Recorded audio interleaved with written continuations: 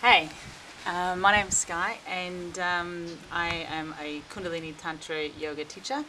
And I suppose I'll just give you a little bit of an intro. I'm mainly doing this for my students because at the moment I'm not at home and they don't have anyone to teach them Kundalini Tantra Yoga.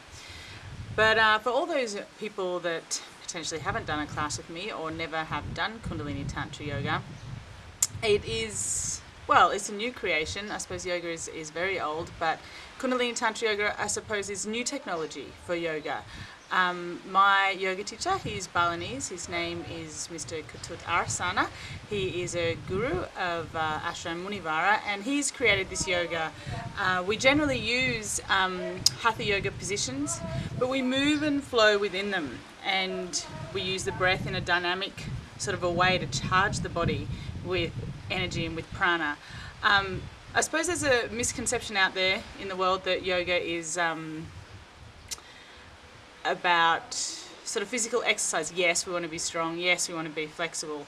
But it's not so much about that. It's about holding more energy in the body, holding more prana in the body, or more flowing the prana through your body, flowing the energy through your body.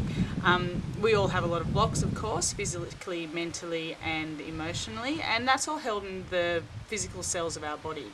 So when we open the body physically, of course, we open the body up, and that's why sometimes people can feel a little bit emotional when they're doing yoga.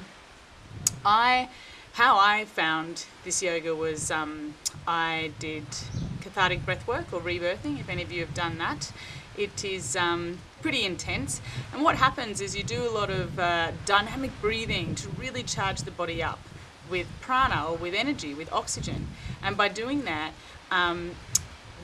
the blocks start to come to the surface. Literally the body can start to contract and pain can get more intense, tension builds up, and eventually you move that tension through emotional catharsis, meaning that the blocks come up and out and are expressed, which is an amazing process. And if you get a chance to do it, find a good facilitator and have a couple of sessions so you can really experience through that breath work what you're holding in your body to bring it up and out. However, my consensus is that that is good to do and important to do every now and then, but it's endless. You can keep bringing it up and out. And what I figured out when I met my teacher is that we breathe really dynamically and we move and we build the energy in the body, but we push it down and out. We process it out through the body. So in order to avoid the body getting attached to this emotional catharsis and release. So look, I've found it to be really, really magical. What should I start with? Okay, so the physical thing of Kundalini Tantra Yoga. Kundalini is a big concept, but for those that don't know, it is essentially the Shakti, the divine, the feminine energy, the creative, the explosive, the energy of the earth, the energy of creation. And that is depicted to be in a female serpent coiled at the base chakra being down at the end of your tailbone, basically through there. And we want to sort of essentially wake that energy up and bring it up through to meet with Shiva. So we can look at this as polarity. So this is the North Pole, South Pole, and we want them to join. We want our whole body to join. So in Kundalini Tantra Yoga, we are moving the pelvis forward and back a lot, forward and back or side to side or even around. And the head in the West, or generally in modern society, we think with our mind too much. We think with the head, we act from the head too much and not from the feeling. The body is the feeling, the heart of course, but so in this yoga we want the head to follow the pelvis, the head to reflect the pelvis. So when the pelvis moves this way, the head moves this way. So we have this, the head and the pelvis doing the same thing, much like your regular cat and cow movement, but we apply this to everything. So moving, and the spine, the way that we connect the base with the crown is the reflection of these moving together, but through the breath and through the spine.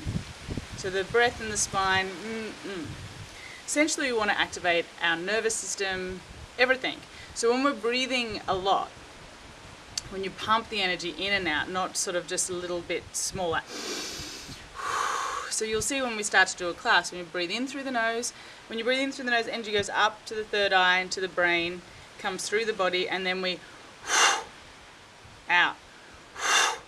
Because the new fresh energy comes in, it picks up the debris, the toxins, and then we want to send it out. So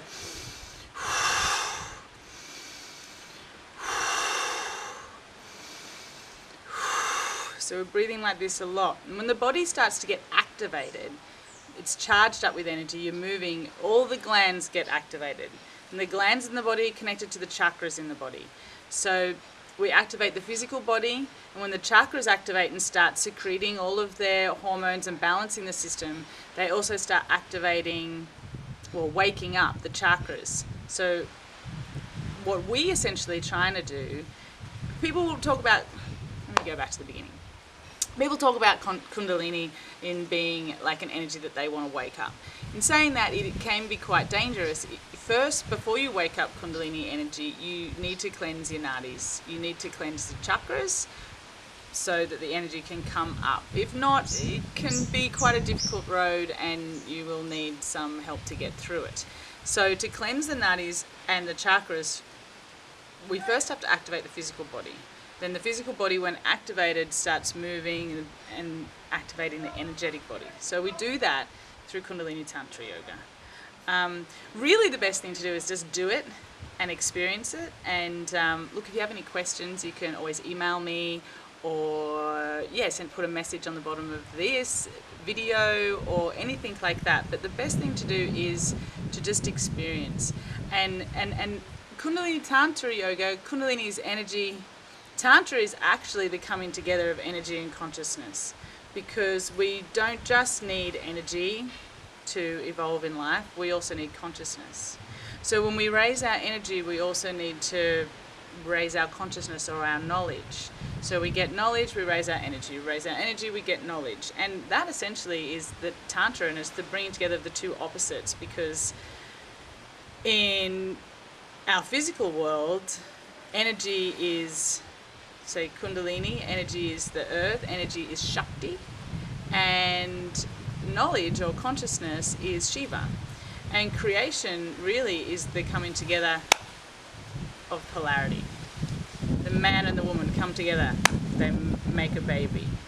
You know, consciousness and energy come together, they create. So in our human body, the base, or the pelvis, I suppose, is considered to be the feminine aspect, or the creative aspect, or the energy. Yeah, feminine because it's the creative. It creates, it's the womb of creation, or the seed of creation in men. And the head considered more the masculine energy, the consciousness, the knowledge. So we need to bring these two parts together, and we do that through breathing and movement. So let's get started. I will give more introductions, and I might even do this again. So I'll just show you from the beginning